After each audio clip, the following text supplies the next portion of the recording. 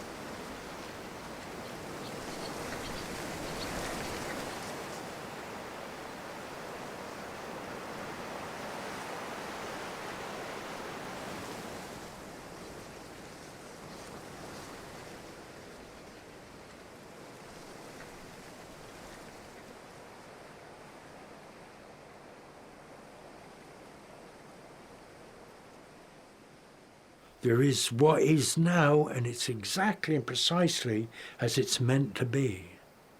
So I'm not inclined to go barging about in all of that with too much ego, you know. Surely part of a human being is having a profound reverence for being here at all.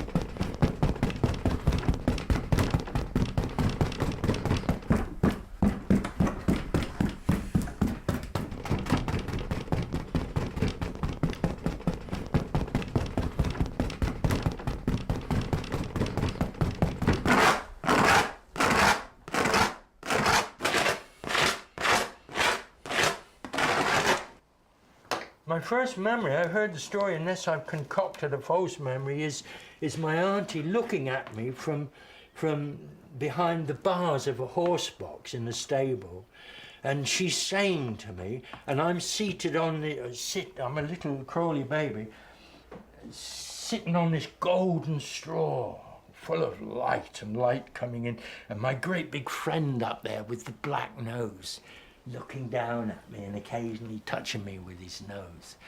And my auntie saying, "Come out, John, darling.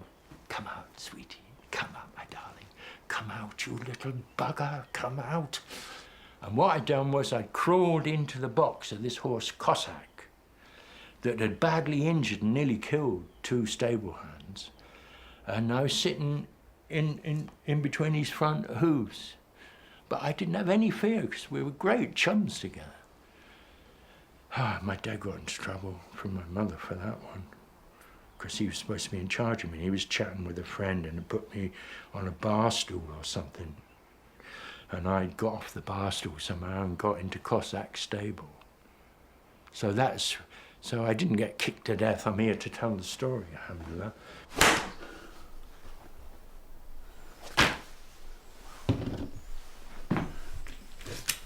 If you mix your paints, you can get what you want, and you can get what you didn't know you wanted. I have tubes here, they come back from Spain, but I put them into the white to tint the white. But often, like, I'm mixing the whole thing, yellow ochre, black, burnt umber, terre verte, yellow. Some sort of gorgeous blue here.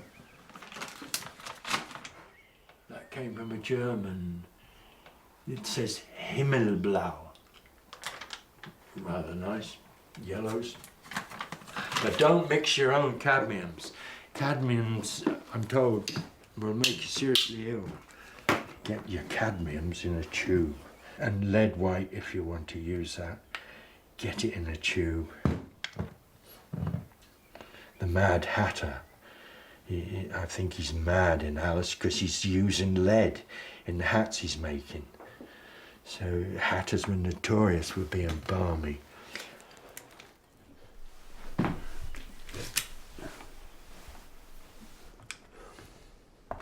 I do like off-whites, whites, off-whites, off-whites. It's white but almost white, not quite white. I like old white walls. When I was a little boy, red used to be my favourite colour, but I'd hesitate to say that now. I love this white now with a touch of yellow ochre in it. I think that's lovely. I can almost eat it, which makes me think of poor old Van Gogh. He got to eating pigment at his worst. Ooh. Poor fella.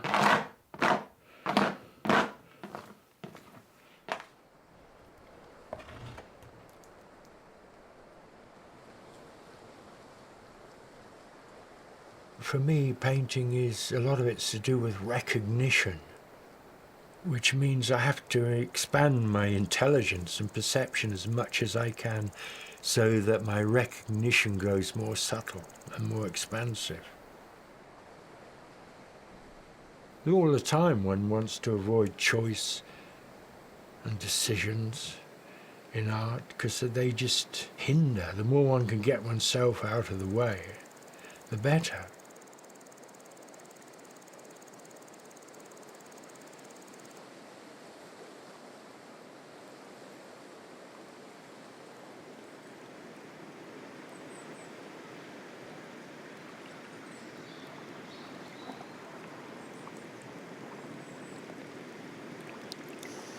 I love the way it goes from green carpet to a grey stone look. This space, that rock, that tree, the sky, it all boils down to texture in paint. And movement, the way the bay curves around, these branches. Haha. But I wouldn't dream of trying to paint it as it is. The camera can do that. I just want to paint the experience of being here. And that is a vigorous, spontaneous movement of paints and colors.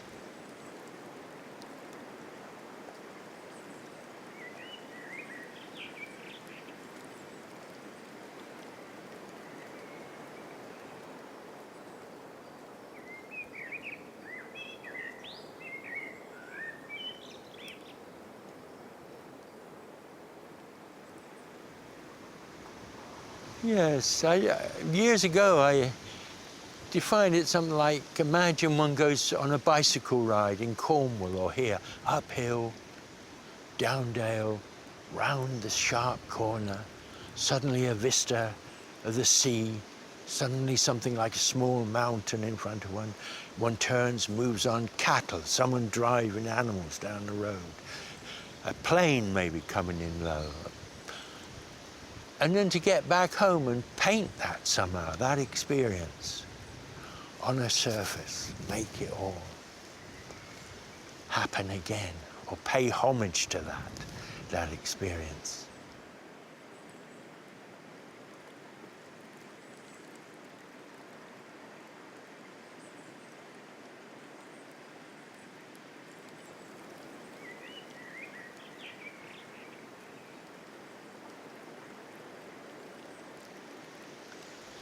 And that was years ago, and I didn't see any way to doing it, and suddenly it started happening.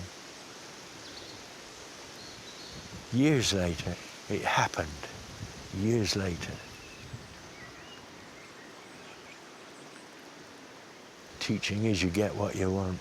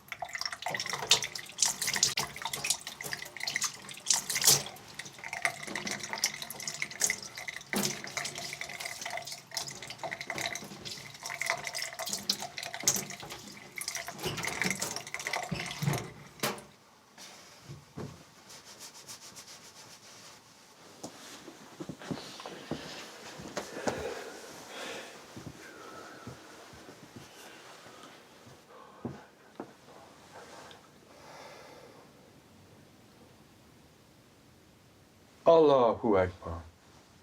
Allahu Akbar.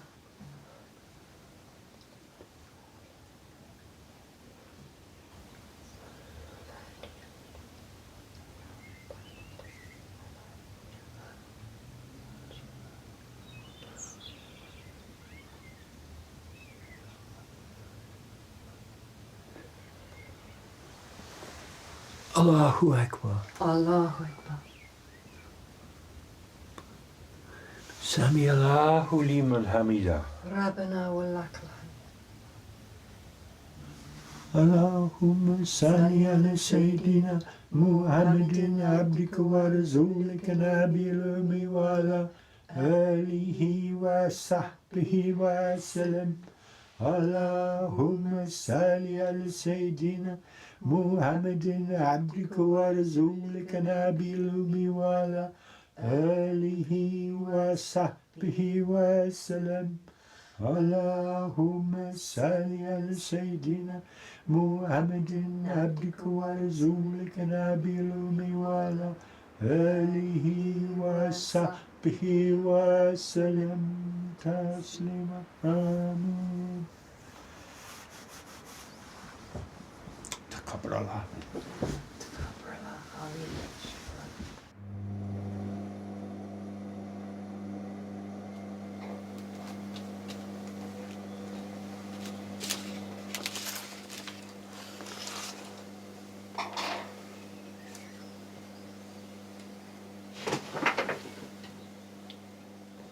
I thought I was a writer at first. Didn't realise I was a painter.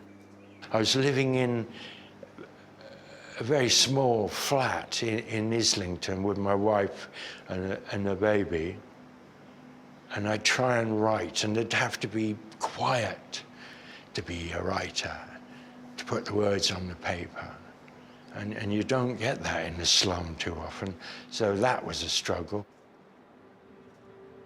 Then to relax, I started doing paintings, and I'd get up at 4 in the morning or whatever and do a few hours painting before I went off to do my day's work in the market garden. Nobody was interested in my work. Nobody wanted to buy it. It was very lonely. But I affirmed this impulse to paint and did it almost in a sort of hopeless void. I did it. And looking back years later, I realized at that point, 1962 is a blessed year for me insofar as I became a painter.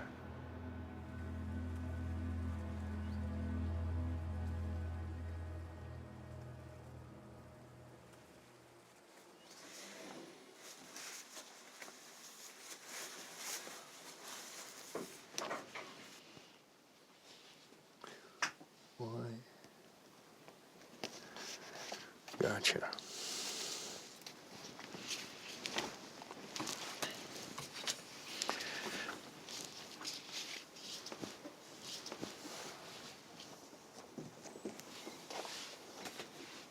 It's simply words I pick up that the writer in me recognizes those words, and I'll write them into the collage. And the statement doesn't always survive. Of something really interesting, all I can rescue of it is, I was good, and the rest of it's gone. Like I went to see that film Crazy Horse with Jeff Bridges in it, and what I came away with is his girlfriend, who really likes him. He's got this drink problem, and he's half cut, I think, in the phone booth, and she's talking with him, and she says, "Where are you?" And he sort of says, "Oh, I don't know, I'm out in it." I don't know quite why it's so thrilling, but I really like that. And I was actually drawing in the cinema, so I wrote that. I could just about recognise the writing when I came out of the cinema on that page.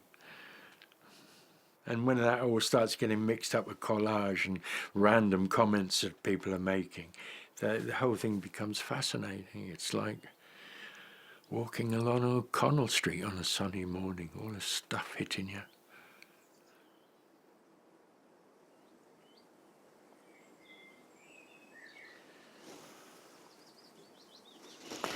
Right, well, I don't know where you're going.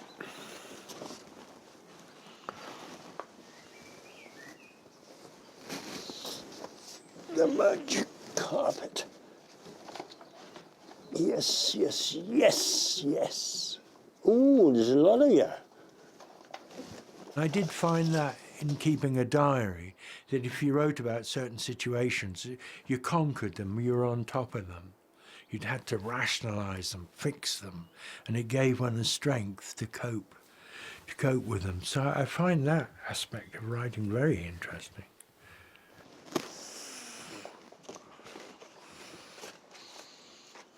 I'm very fond amongst modern writers of Burroughs, obscene and dangerous as he is.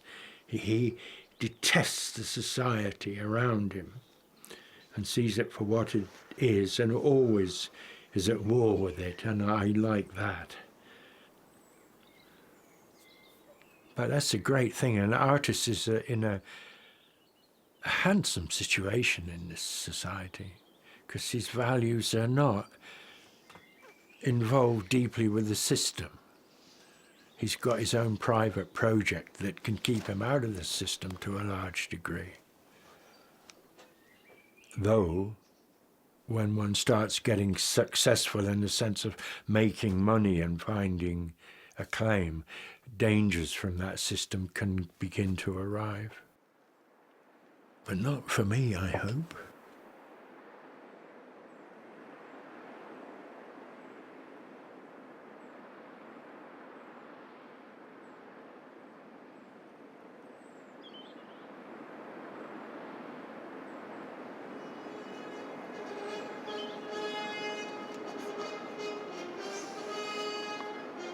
I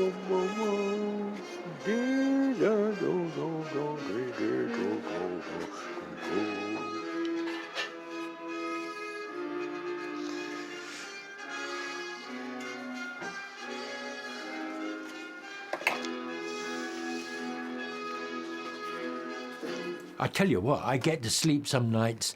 I lie there, I do D's in Irish.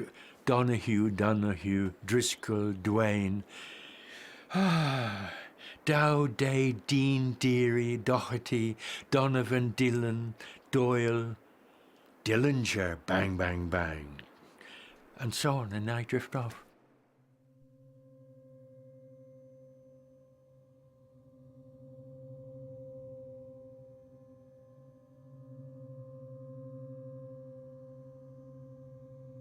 He was looking through them and he stopped in his tracks at this one picture and he said, I think if you hadn't done this drawing, the archetypes would have overwhelmed you.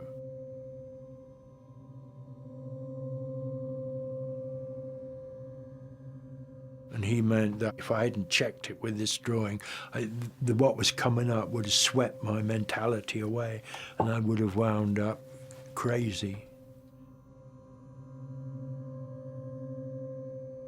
And that was Gerhard Adler, who was married to Hella Adler, and Gerhard was a co-editor of Jung's works. He knew Jung. Sometimes I was terrified of falling asleep because of the dreams that would come to me. And Hella, Gerhard's wife, I said, I got frightened. She said, well, what good is fear?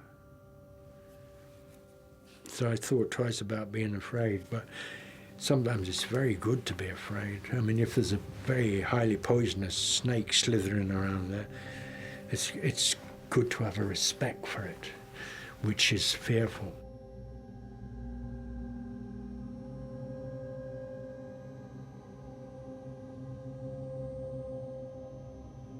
A motive for doing them was to keep the appalling fear that I had in me at bay, as it were.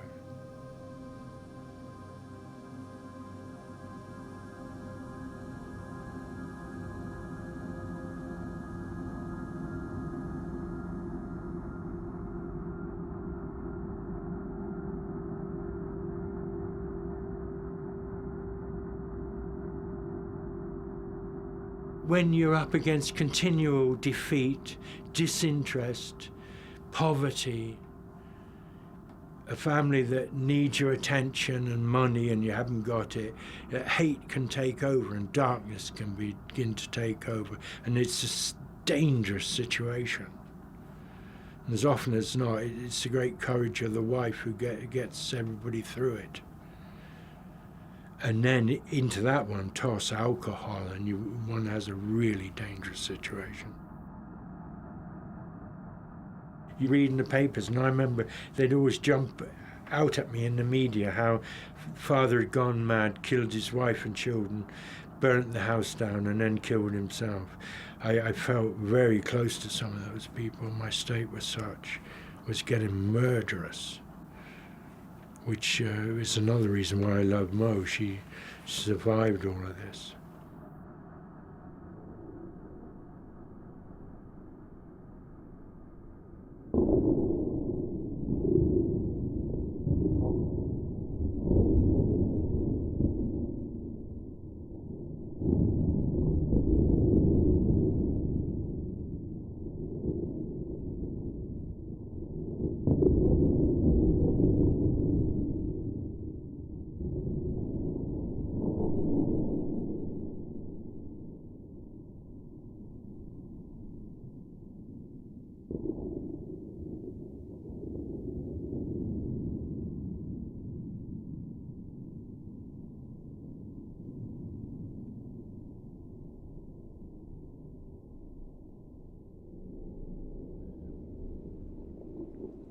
I just woke up and woke up and woke up and saw more and more of what I'd had by way of bad behaviour until it became an impossible, intolerable burden, what I'd become.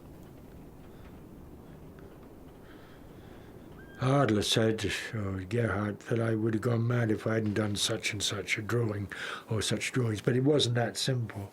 For me, the turning point was when I wouldn't let the thoughts into my head.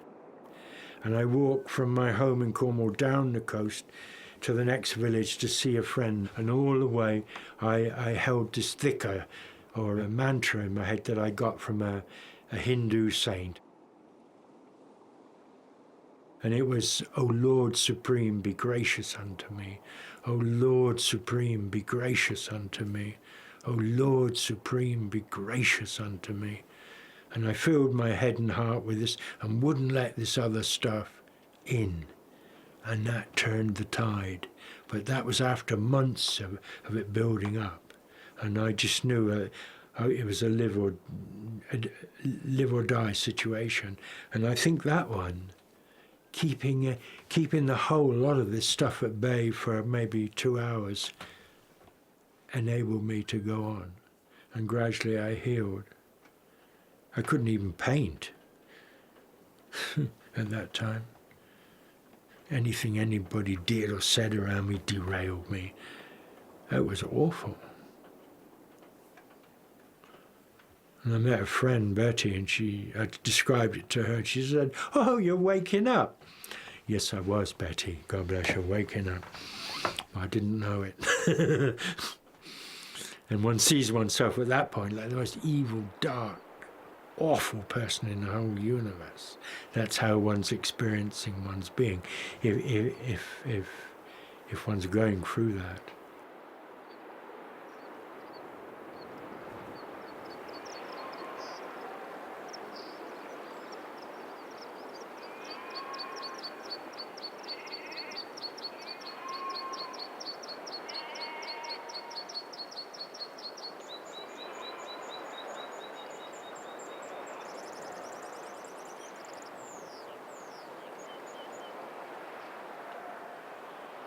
We'd only been here maybe 2 weeks when one of us walked out the front door, and there was the Asgard sailing up, which is the Irish training ship, in full sail. It was absolutely magical, and the most amazing morning it was. We couldn't believe our eyes. It was like we'd stepped back in time. And one of us would always be walking out the door saying, "Wow, you've got to come and look at this," and there'd be the most amazing backdrops, really. It was very theatrical. You'd get sometimes all the mountains would be dark over there, and then there'd be like one ray of light would come out and just spotlight one mountain, and then that would disappear and another one would be lit up, and it was just like living in a theatre. It was amazing. And for 5 years we still kept going, "Gosh, you've got to come and look at this, you've got to come and look at this, this is a one-off."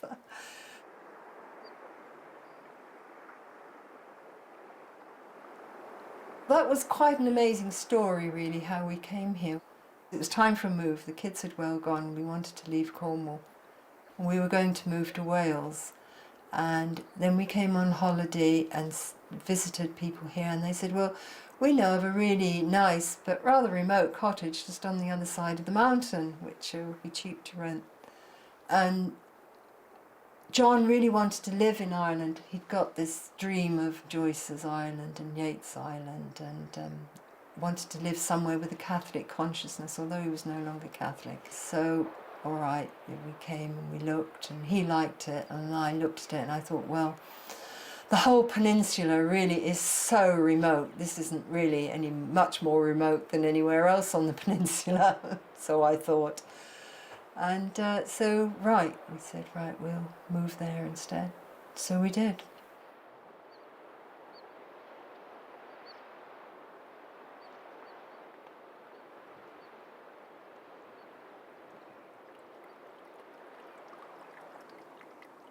The summers were wonderful. The winters were not quite so wonderful in so much as we had no sun from the beginning of November to the beginning of February.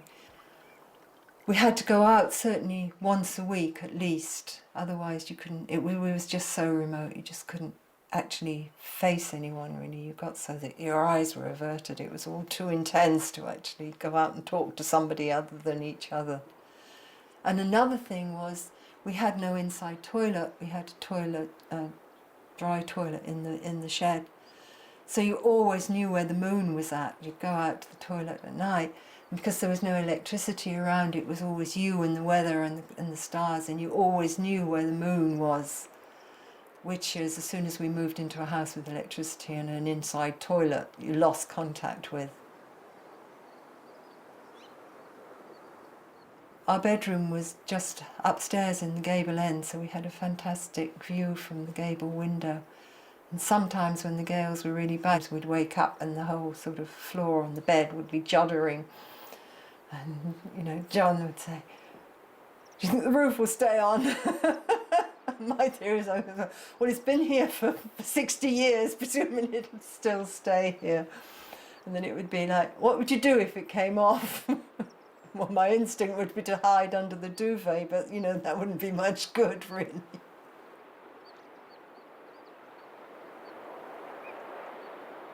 It's great in many ways, you know. He's around much of the time. It's like we're together more or less 24 hours a day, much of our life,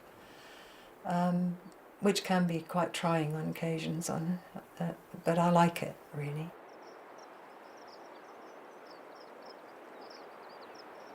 He's the last person really who will do anything in the conventional way. If he can find, if there's a way of doing something, then he'll always want to do it a different way. You know, he'll say, "How do I make the soup?" And I'll say, "You do this." Well, why can't you, you know, and it's like everything he'll have to argue, "No, you can't, you don't need to do it that way, you can do it this way." And this is why I am so amazed that he's actually taken on Islam, which has the limits that it has. Within those limits there's plenty of freedom, but there are things you do and things you don't do. And he's always been, in the past, one for doing your thing and not bothering about convention. You know, if it feels right, you do it. Has always been his thing in the past.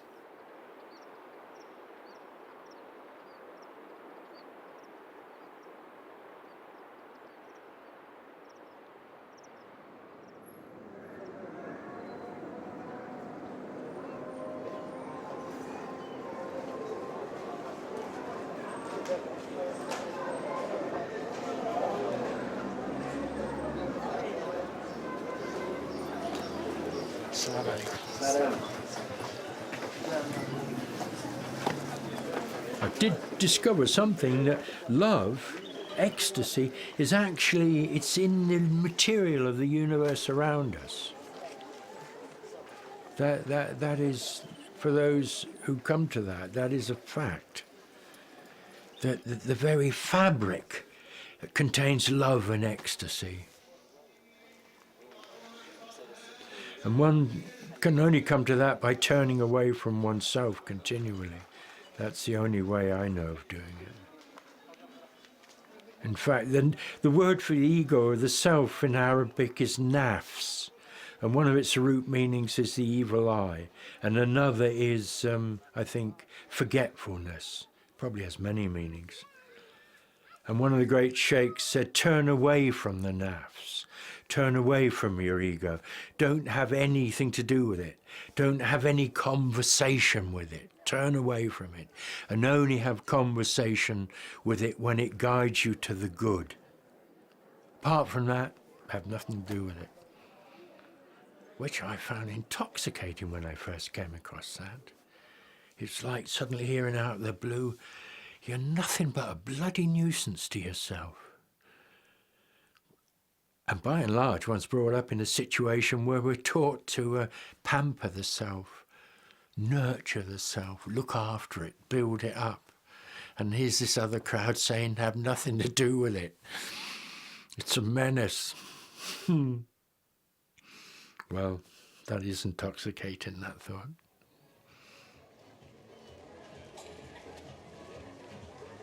I immediately loved Morocco, but I loved the place within 5 minutes of being there. And I do love being amongst the people. They have a quality that is a great joy to be near or close to. All around me I'm surrounded by people who are Muslim and who love Muhammad, peace be upon him, and people who love the Prophet deeply.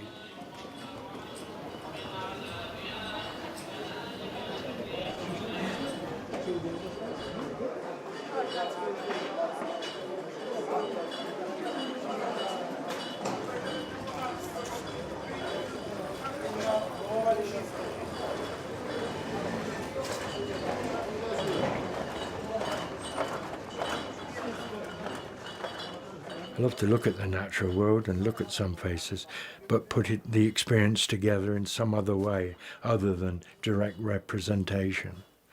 Direct representation doesn't come naturally to me, and also it doesn't feel right to me. I think if you get something like with a photographic exactitude, a portrait, one could feel, by Jove, I did that well. And you've got it all out there. It does look like the person, and it's skillfully, smoothly done. Oh, how bloody boring. Why bother when you've got a camera that can do all that?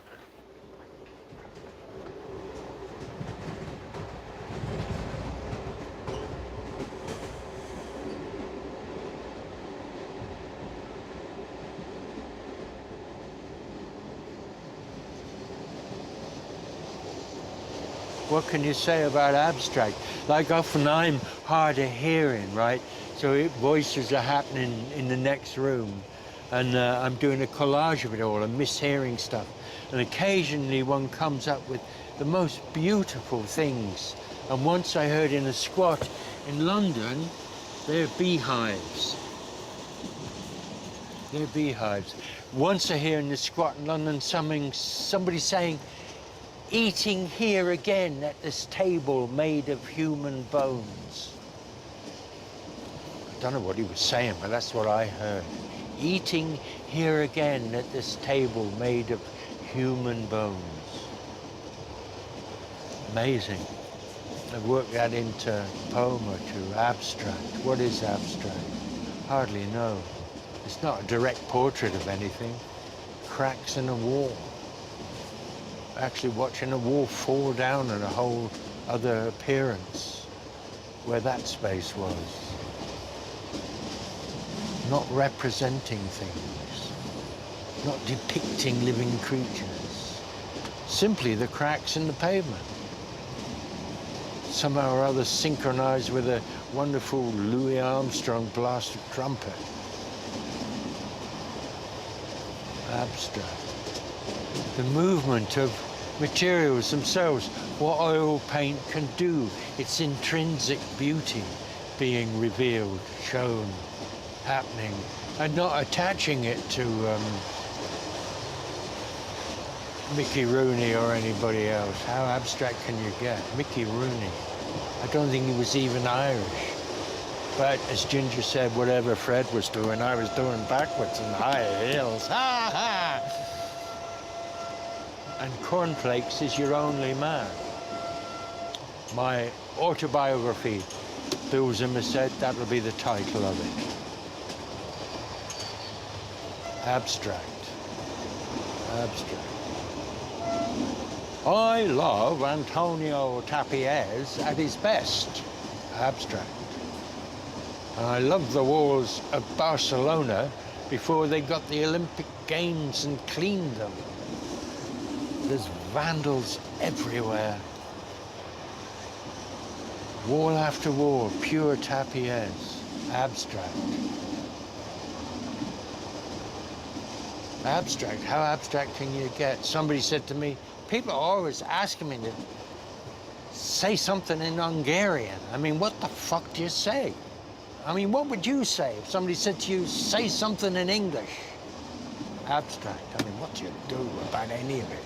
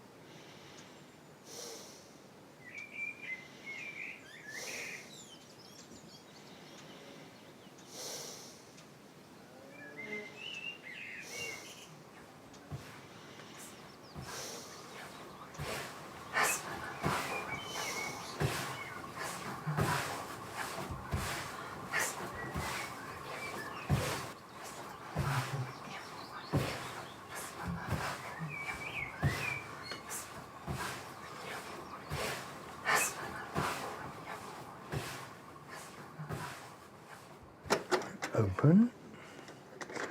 That one out.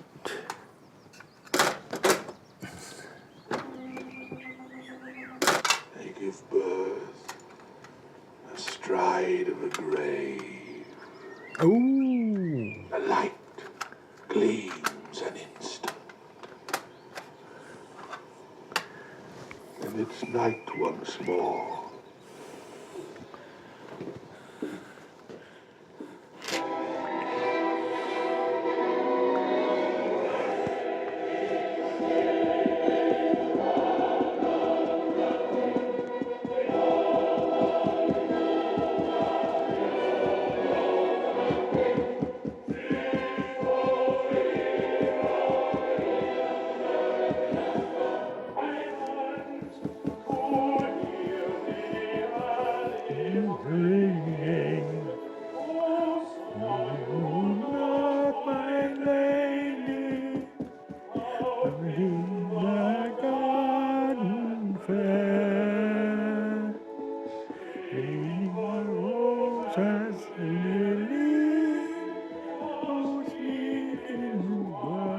I did a bit more on it today. I just glance at it and it says do something and I'll just keep going at it. And I can only approach it very delicately until I get the command from it. Go at it fiercely, but it's all very tentatively being built up at the moment.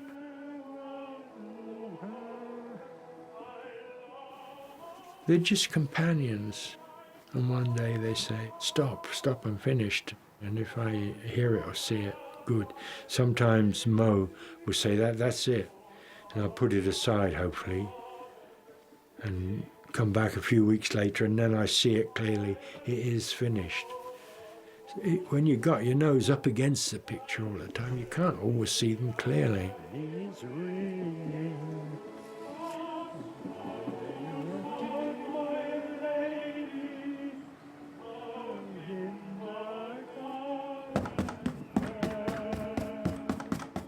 That's another thing, isn't it? The whisperer. All the shit that can be in one's head one needs to get rid of. But when the painting's going well, that disappears. It's like human consciousness, until you've entirely purified it, is under attack all the time.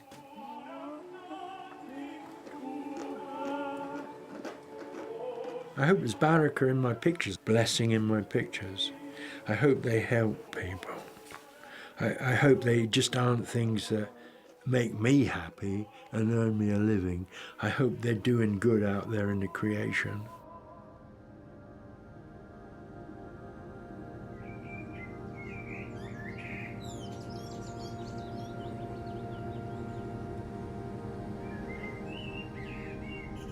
It's just the world I'm living in, and this is what's happening now, and the artist responds to this in the way that they respond. I love Rauschenberg. He seemed right on, and he was so shocking at the beginning with his sort of collage of sun-kissed oranges, Kennedy making a speech, the Eiffel Tower, all jumbled up. If you come to that from the normal view of a painting, this suddenly looks like insanity. And then you begin to look around, you see it's exactly and precisely the world one lives in.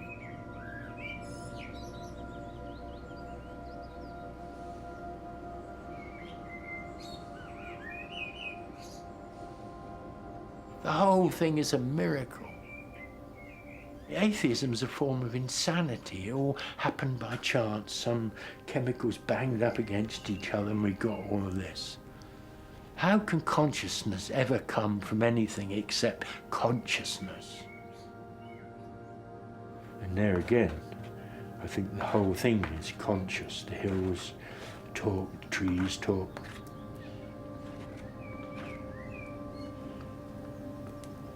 And here am I at 74, trying to purify my character to be an acceptable human being to my maker. I hope to get there by the power of Allah.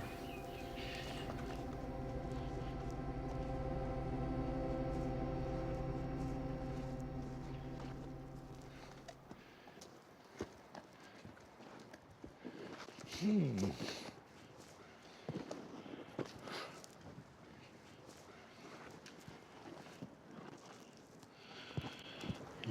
Karim.